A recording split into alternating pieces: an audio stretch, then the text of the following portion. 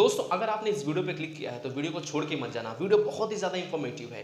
दोस्तों ये लेक्चर ना कि सिर्फ क्लास 7 के लिए इंपॉर्टेंट है, बट ये लेक्चर आपके लाइफ टाइम इंपॉर्टेंट आएगा। क्योंकि अगर हम दोस्तों बैंक में जाते हैं तो हमें पता रहना चाहिए कि बैंक में कितने टाइप्स के अकाउंट होते हैं। हमने पैसे तो डिपॉजिट कर दिए, बट पैसे को विड्रॉल करने के कितने तरीके होते हैं, क्या होता है एटीएम, पासबुक क्या चीज़ है, पासबुक में हम देखें कैसे कि क्या सिस्टम चल रहा है उसमें। ये सारी चीज़ें दोस्तों हम इस लेक्चर में जानने वाले हैं। प्रैक्टिस सेट जो है तो वो तो हम सॉल्व करेंगे, उसका चिंता मत कीजिए, प्रैक्टिस सेट तो हम सॉल्व करेंगे बट नेक्स्ट लेक्चर में। बट बेसिक तो आपको पता होना चाहिए ना। तो इस लेक्चर में हम फॉर्मूला भी पढ़ेंगे, जो फॉर्मूला है, क्या होता है प्रिंसिपल, क्या होता है रेट ऑफ इंटरेस्ट, क्या होता है इंटरेस्ट, ये सारी चीज़ें दोस्तों मैं आपको क्लियर करने वाला हूँ। तो वीडियो में एंड तक बने रहे, अपने दोस्तों में शेयर कर दीजिएगा। दोस्तों आप सभी से रिक्वेस्ट है, अगर आपने वीडियो को लाइक नहीं किया वीडियो को लाइक कर दीजिए, चैनल को सब्सक्राइब कर दीजिए। चलिए शुरू करते हैं। दोस्तों सबसे पहले हम जानते हैं कि बैंक में कितने टाइप्स के अकाउंट होते हैं। सो देखिए बैंक में टोटल दोस्तों 4 टाइप्स के अकाउंट होते हैं। पहला है सेविंग अकाउंट, दूसरा है करंट अकाउंट, तीसरा है रिकरिंग डिपॉजिट अकाउंट, चौथा है फिक्स अकाउंट। अब शुरू करते हैं सेविंग अकाउंट से। दोस्तों सेविंग अकाउंट ऑलमोस्ट जितने लोग हैं इंडिया में सभी लोग सेविंग अकाउंट ही यूज करते हैं। अच्छा, सेविंग अकाउंट ओपन कैसे करा सकते हैं, आपके टेक्स्ट बुक में दोस्तों दिया है, इसके लिए मैं आपको बता रहा हूँ। सेविंग अकाउंट ओपन कराने के लिए हम बैंक में जाएं तो कुछ मिनिमम प्राइस रहता है, 400 रुपये 500 रुपये कुछ मिनिमम प्राइस रहता है, जो कि हमें देना पड़ता है, तब हमारा अकाउंट ओपन हो जाता है। और जो पैसा हम देते हैं वो पैसा कहीं और नहीं जाता है, वो हमारे अकाउंट में बैलेंस के तौर पे ऐड हो जाता है। जो पैसा हम बैंक में देते हैं वो पैसा हमारे अकाउंट में रहता है, कोई लेता नहीं है उसको, हमारे अकाउंट में वो रहता है। दोस्तों सेविंग अकाउंट का एक खासियत है, ये आपको इंटरेस्ट देता है। जैसे अगर मेरे अकाउंट में मेरे 500 रुपया है, तो 2 महीने बाद मेरे अकाउंट में 502 रुपया हो जाएगा। अभी 2 रुपया कहाँ से आ गया, मैंने तो अपने अकाउंट में सिर्फ 500 रुपया डिपॉजिट किया था, ये 2 रुपया एक्स्ट्रा कहाँ से आ गया, ये बैंक आपको इंटरेस्ट दे देता है। अब इंटरेस्ट क्या है अभी थोड़ी देर में हम जानेंगे। चलिए, तो ये हो गया सेविंग अकाउंट में, ठीक है।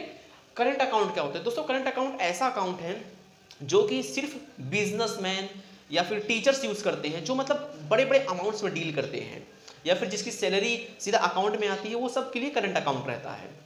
करंट अकाउंट में दोस्तों क्या होता है, जैसे कोई बिजनेसमैन है तो बिजनेसमैन को एक ही दिन में 4-5 ट्रांजेक्शन करना पड़ता है, और भी ज़्यादा करने पड़ते होंगे। तो इसमें ट्रांजेक्शन का कोई लिमिट नहीं है, आप दिन भर में 10 बार पैसा डिपॉजिट कीजिए, विड्रॉल कीजिए, 10 बार कीजिए, 20 बार कीजिए, जितनी मर्जी आप खुद नहीं कीजिए, और जितने बड़े अमाउंट में करना है उतने अमाउंट में आप कर सकते हो, ठीक है। तो ये होता है current account. But current account का एक नुकसान ये है कि दोस्तों इसमें आपको इंटरेस्ट नहीं मिलता है। अगर आपके अकाउंट में 1 लाख रुपया है तो 1 लाख रुपया ही रहेगा, वो 1 लाख 10 रुपया नहीं हो जाएगा, ठीक है। वो इंटरेस्ट उसमें नहीं मिलेगा आपको। तो ये जो है कि बिजनेसमैन ज्यादातर यूज करते हैं, ओके। थर्ड है दोस्तों रिकरिंग डिपॉजिट अकाउंट।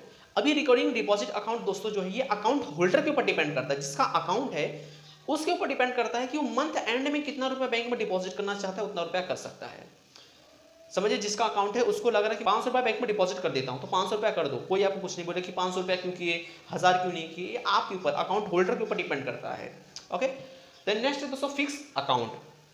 अब फिक्स अकाउंट में आपको एक एग्जांपल से समझाता हूं, ठीक है। फिक्स अकाउंट क्या होता है दोस्तों, जैसे मान लीजिए मेरे पास 1 लाख रुपया है, मुझे 1 लाख रुपया 3 साल के बाद काम आने वाला है, यानी जो 1 लाख रुपया मेरे पास है वो मुझे 3 साल के बाद चाहिए, अभी नहीं चाहिए। तो मैं बैंक में जाके फिक्स वो पैसे को 1 लाख रुपए को फिक्स करा दूंगा 3 साल के लिए। अब फिक्स अकाउंट की दोस्तों खासियत क्या होती है कि 3 साल तक मैं उस 1 लाख रुपए को छू नहीं सकता हूँ, ना ले सकता हूँ, ठीक है, मतलब विड्रॉल नहीं कर सकता हूँ मैं इसको, वो बैंक में ही रहेगा 3 साल के लिए, और उसके ऊपर इंटरेस्ट आते जाएगा।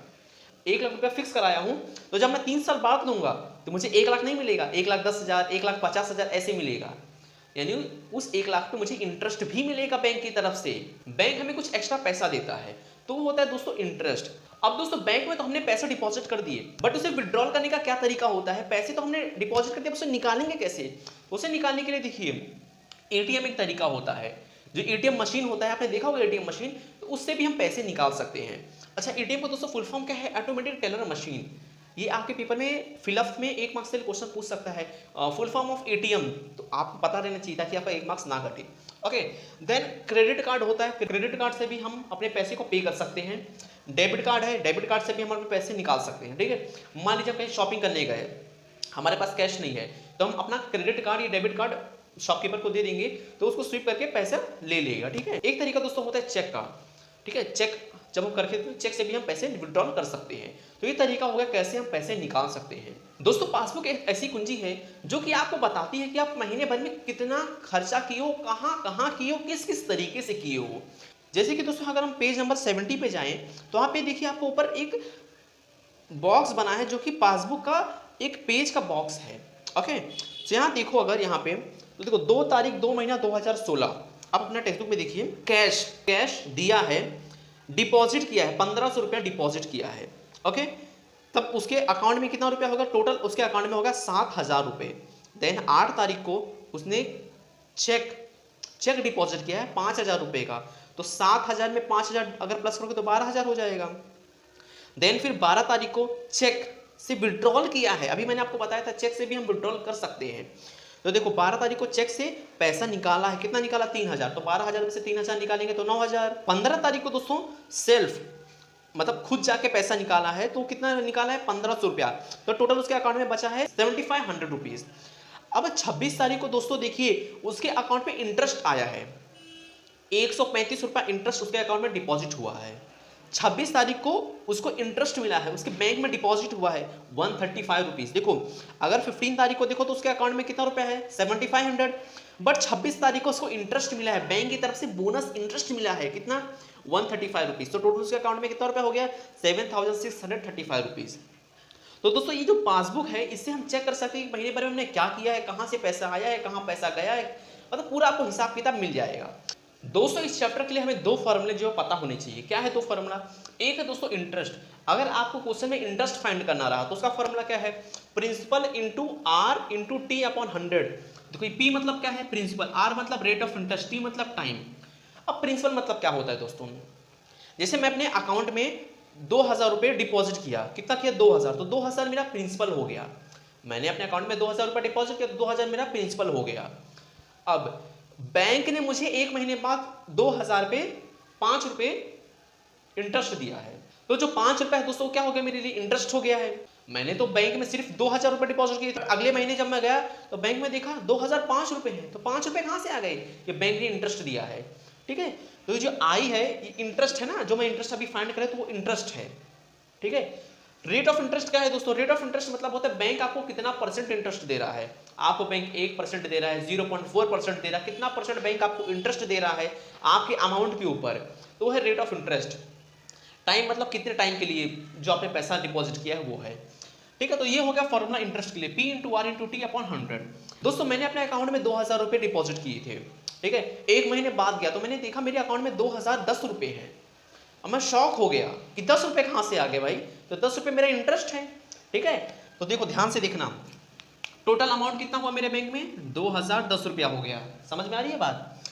अब मैंने प्रिंसिपल मतलब मैंने डिपॉजिट कितना किया था, मैंने तो सिर्फ 2000 डिपॉजिट किया था, मतलब ये 10 रुपये है, 10 रुपये मुझे इंटरेस्ट मिला है। ठीक है, तो ये होता है फॉर्मूला दोस्तों टोटल अमाउंट फाइंड करने का।